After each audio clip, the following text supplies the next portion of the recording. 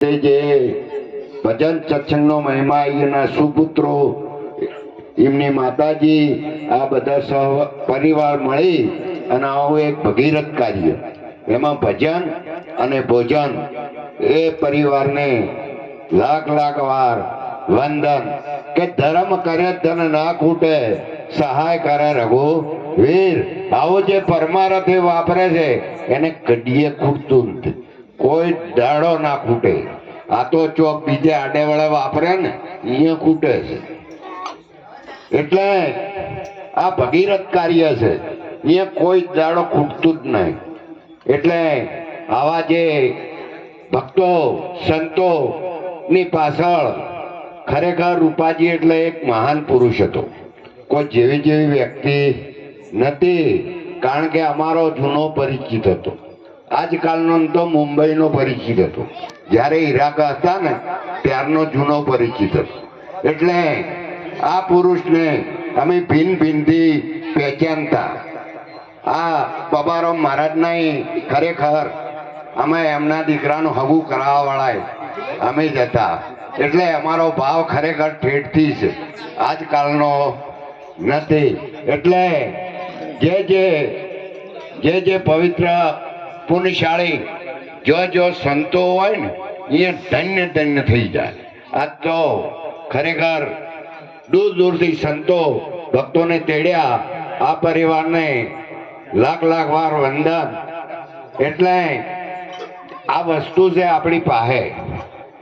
હવે આ તિજોરી આના ઉપર ખરેખર 50 મણનું કોને તો તાળું લાગી ગયું છે. હવે આ તાળું હટાવે કોણ? સદગુરુ. સદગુરુ ભાઈ રજભરી ચાવી છે. એક કેટલી છે? રજભરી. એ ચાવી અડાડી નથી તો પેલો ઢગો ખસ્યો નથી. પણ આપણે એક લક્ષ્યાર્થ બનવું પડે, અને લક્ષ્યાર્થ બની અને સદગુરુના ચરણમાં જાઓ તો આપણે જેમ દાડો ઉગે ને એમ આપણા ભીતરમાં અજવાળું થાય. ન કે અંધારું છે ને છે.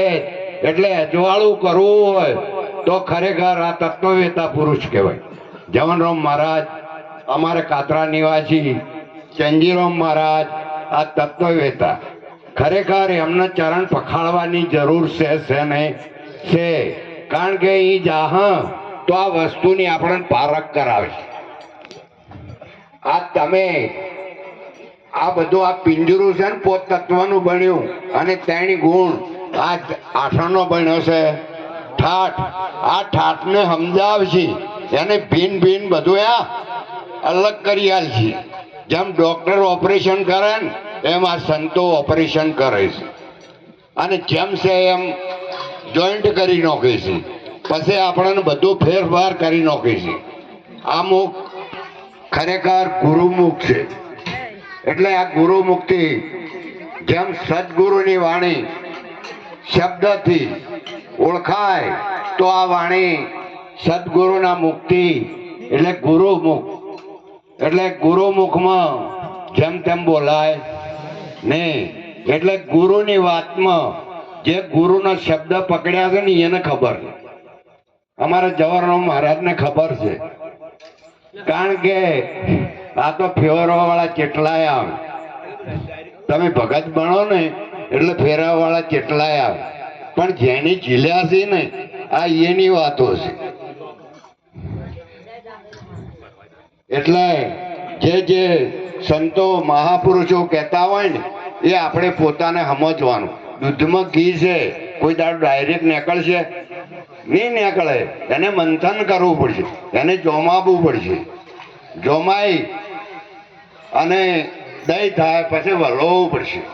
વલોઈ અને એ તત્વ છે ને અગ્નિ મેળવવો પડશે, તો એ વસ્તુ પ્રાપ્ત થાય ને થાય. એટલે મહાપુરુષ સંતો તો ખૂબ જ છે.